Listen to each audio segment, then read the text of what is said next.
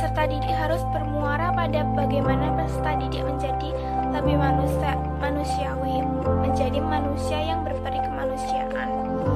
4 adalah learning to live together, yaitu pilar keempat artinya menanamkan kesadaran kepada para peserta didik bahwa mereka adalah bagian dari kelompok masyarakat, jadi mereka harus mampu untuk hidup bersama. Pilar keempat ini memiliki kebiasaan hidup bersama, saling menghargai, terbuka, memberi, dan menerima perlu dikembangkan di sekolah.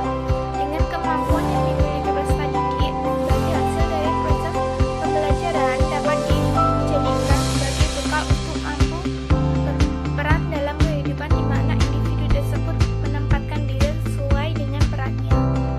Terima kasih.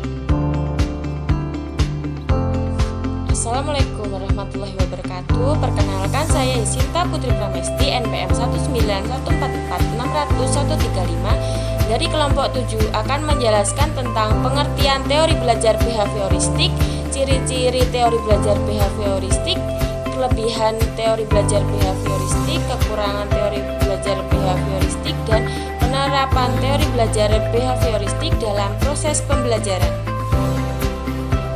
Pengertian teori behavioristik. Teori belajar behavioristik adalah sebuah teori yang mempelajari tingkah laku manusia. Teori belajar behavioristik merupakan teori belajar memahami tingkah laku manusia yang menggunakan pendekatan objektif, mekanistik, dan materialistik, sehingga perubahan tingkah laku pada diri seseorang dapat dilakukan melalui upaya pengkondisian. Dengan kata lain, mempelajari tingkah laku seseorang seharusnya dilakukan melalui pengujian dan pengamatan atas tingkah laku yang terlihat, bukan dengan mengamati kegiatan bagian-bagian dalam tubuh. Teori ini mengutamakan pengamatan, sebab pengamatan merupakan suatu hal penting untuk melihat terjadi atau tidaknya perubahan tingkah laku tersebut. Selanjutnya, ciri-ciri teori belajar behavioristik yaitu yang pertama, aliran ini mempelajari perbuatan manusia bukan dari kesadarannya, melainkan mengamati perbuatan dan tingkah laku yang berdasarkan kenyataan. Yang kedua, segala perbuatan dikembalikan kepada refleks. Behaviorisme mencari unsur-unsur yang paling sederhana, yakni perbuatan-perbuatan bukan kesadaran yang dinamakan refleks. Yang ketiga, behaviorisme berpendapat bahwa pada waktu dilahirkan semua orang adalah sama. Selanjutnya, kelebihan teori behavioristik yaitu yang pertama, membiasakan guru untuk bersikap jeli dan peka terhadap situasi dan kondisi belajar. Yang kedua, guru tidak membiasakan memberikan ceramah sehingga murid dibiasakan belajar mandiri. Yang ketiga, mampu membentuk suatu perilaku yang diinginkan. Yang keempat, dengan melalui pengulangan dan pelatihan yang berkesinambungan dapat mengoptimalkan bakat dan kecerdasan siswa yang sudah terbentuk sebelumnya. Yang kelima, teori ini cocok untuk memperoleh kemampuan yang membutuhkan praktek dan pembiasaan yang mengandung unsur-unsur kecepatan, spontanitas, dan daya tahan. Yang keenam, teori behavioristik juga cocok diterapkan untuk anak yang masih membutuhkan dominasi peran orang dewasa. Selanjutnya, kekurangan teori behavioristik yaitu yang pertama, sebuah konsekuensi untuk menyusun bahan pelajaran dalam bentuk yang sudah siap. Yang kedua, tidak setiap pelajaran dapat menggunakan metode ini. Yang ketiga, siswa berperan sebagai pendengar dalam proses pembelajaran dan menghafal. Yang keempat, penggunaan hukuman yang sangat dihindari oleh para tokoh behavioristik justru dianggap sebagai metode yang paling efektif untuk menertibkan siswa. Yang kelima, cenderung mengarahkan siswa untuk berpikir linier, konvergen, tidak kreatif, tidak produktif, dan menundukkan siswa sebagai individu yang pasif. Yang keenam, pembelajaran siswa yang berpusat pada guru atau teacher-centered learning bersifat mekanistik dan hanya berorientasi pada hasil yang dapat diamati dan diukur.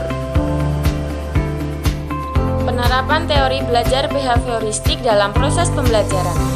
Teori belajar behavioristik cenderung mengarahkan siswa untuk berpikir.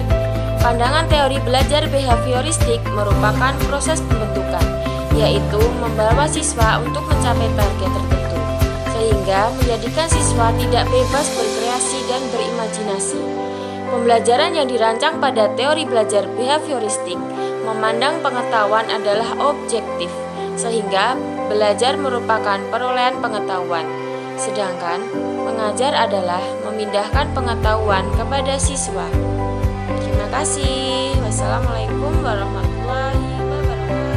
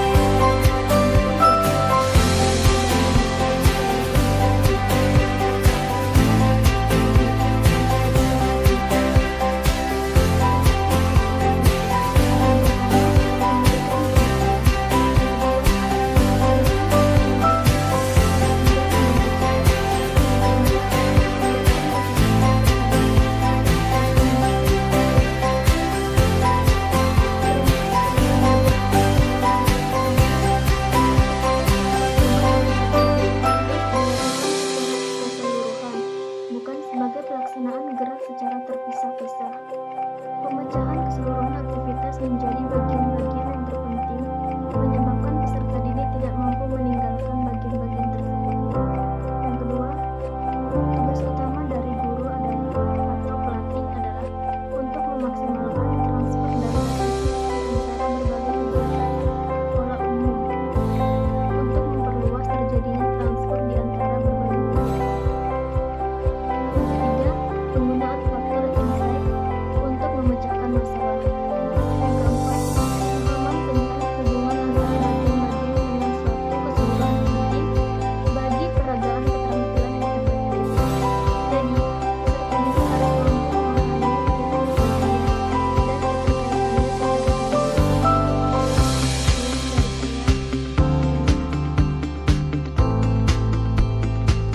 secara keseluruhan. Assalamualaikum warahmatullahi wabarakatuh. Nama saya Raffi Adi Faradika, NPM saya 1914-600-147.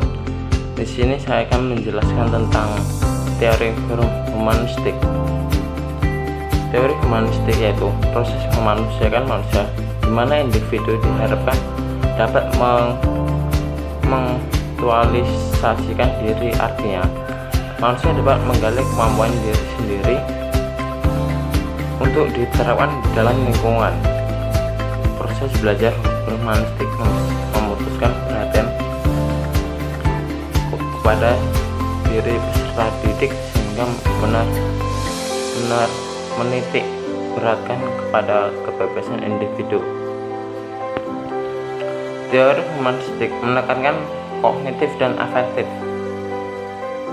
Mengaruhi proses kognitif adalah aspek penguasaan ilmu, sedangkan afektif adalah sikap yang keduanya perlu dikembangkan dalam membangun individu. Faktor motivasi dan pengalaman emosional sangat penting dalam peristiwa belajar. Sebab tanpa motivasi dan pengalaman emosional tanpa motivasi dan keinginan dari pihak belajar, maka tidak akan terjadi asimilasi pengetahuan baru ke dalam struktur kognitif yang telah dimilikinya. Teori humanistik berpendapat bahwa teori belajar apapun dapat dimanfaatkan asal tujuannya memanusiakan manusia yang mencapai aktualisasi diri, pemahaman diri, serta realisasi diri orang yang belajar secara optimal. Teori humanistik bersifat sangat elektrik, yaitu memanfaatkan atau merangkumkan berbagai teori belajar dengan tujuan untuk memanusiakan manusia dan mencapai tujuan yang diinginkan, karena tidak dapat disangkal bahwa setiap teori mempunyai kelebihan dan kekurangan. Adapun ciri-ciri teori humanistik yaitu ciri-ciri khas humanistik adalah berusaha mengamati perilaku seorang dari sudut si pelaku dan bukan si pengamat.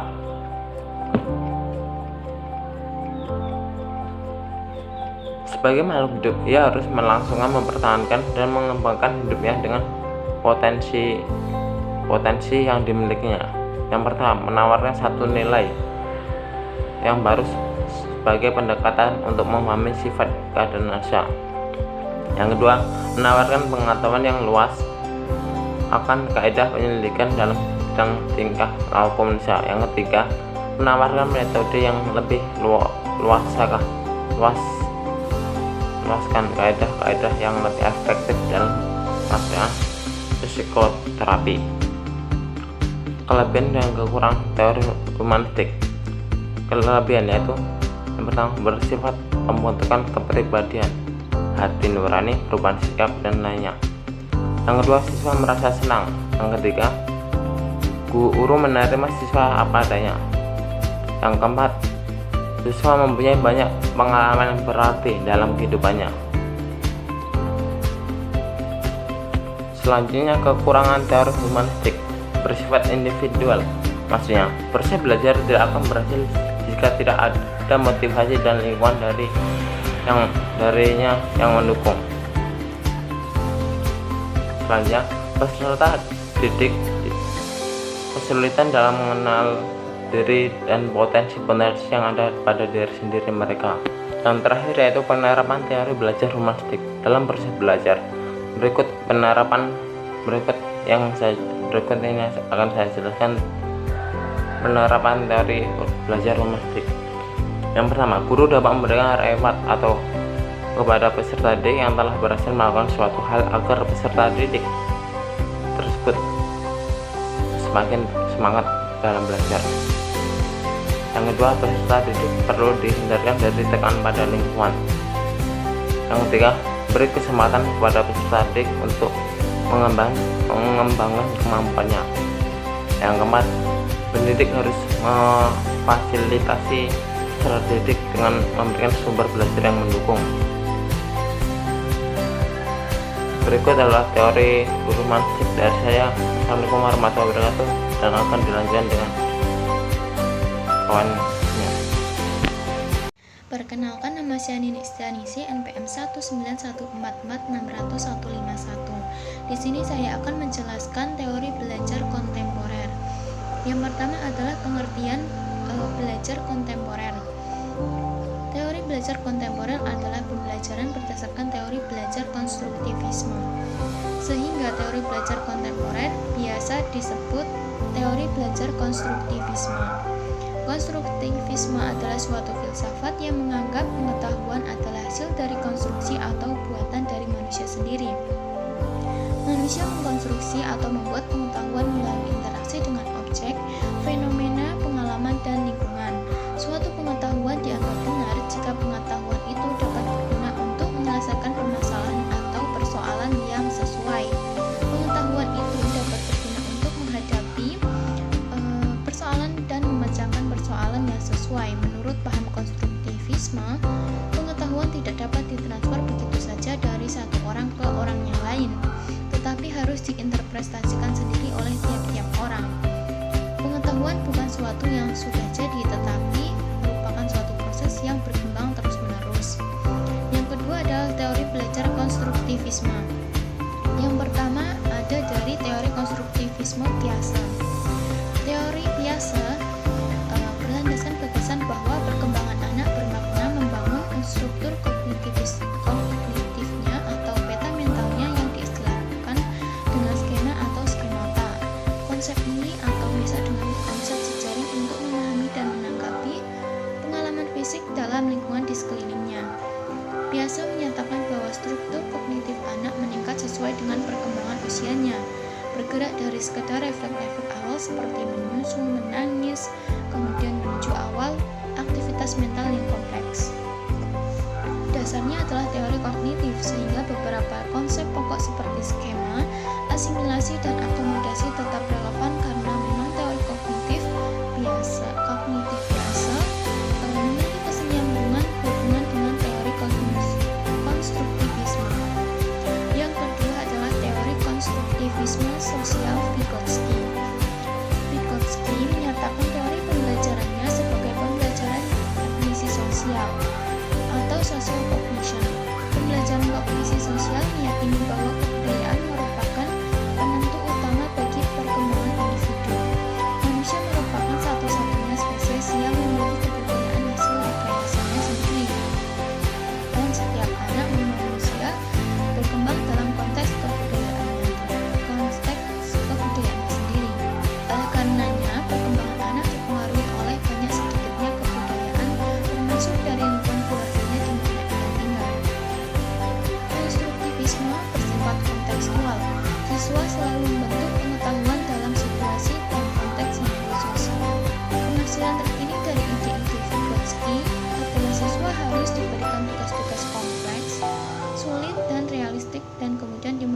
diberikan bantuan secukupnya dalam menyelesaikan tugas tersebut. Hal ini diharapkan agar terwujudnya atau siswa menjadi suatu kemampuan untuk menyelesaikan tugas kompleks tersebut. Yang ketiga adalah perbandingan konstruktivisme biasa dengan konstruktivisme Vygotsky. Ada beberapa perbedaan. Yang pertama adalah jika biasa lebih mengembangkan teori skemata, maka Vygotsky lebih mengembangkan teori zona perkembangan atau zone of development dan scaffolding. Yang kedua, biasa dikenal karena mengembangkan teorinya berlandaskan perkembangan anak sesuai kronologis usianya, sedangkan Vygotsky tidak melihat hal semacam itu penting. Yang ketiga, biasa lebih menekankan perkembangan siswa sebagai individu, meskipun bukan berarti mengabaikan pandangannya tentang konstruksionisme sosial. Vygotsky lebih menekankan perkembangan siswa sebagai makhluk sosial yang sangat dipengaruhi oleh peradaban, tradisi, dan lingkungan kebudayaannya. Yang keempat adalah dampak dari teori konstruktivisme terhadap pembelajaran. Yang pertama adalah untuk tujuan pendidikan. Tujuan pendidikan dalam teori konstruktivisme, baik biasa maupun Vygotsky, menghasilkan individu atau anak yang memiliki kemampuan berpikir untuk menyelesaikan setiap masalah yang dihadapi. Yang kedua adalah kurikulum. Konstruktivisme tidak memerlukan kurikulum yang distandarisasikan. Oleh karena itu, lebih diperlukan kurikulum yang telah disesuaikan dengan pengetahuan awal siswa. Juga diperlukan kurikulum yang lebih menekankan keterampilan pemecahan masalah. Yang ketiga adalah pengajaran. Pendidik harus menyusun strategi pembelajarannya dengan memperhatikan respon atau tanggapan siswa atau dari peserta didik, serta mendorongnya untuk menganalisis, menafsirkan, dan meramalkan informasi yang telah ia dapat. Dalam konsep ini, pendidik sebagai fasilitator dan mediator dan teman dalam membangun situasi kondusif untuk terjadinya konstruksi pengetahuan dan keterampilan pada peserta didik. Yang keempat adalah pembelajar. Diharapkan selalu aktif dan dapat menemukan cara yang sesuai bagi dirinya dalam belajar. Yang kelima adalah penilaian.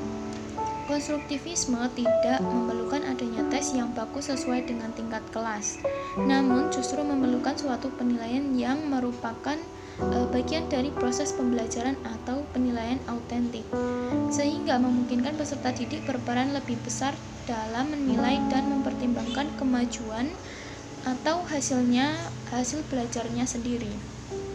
Terima kasih.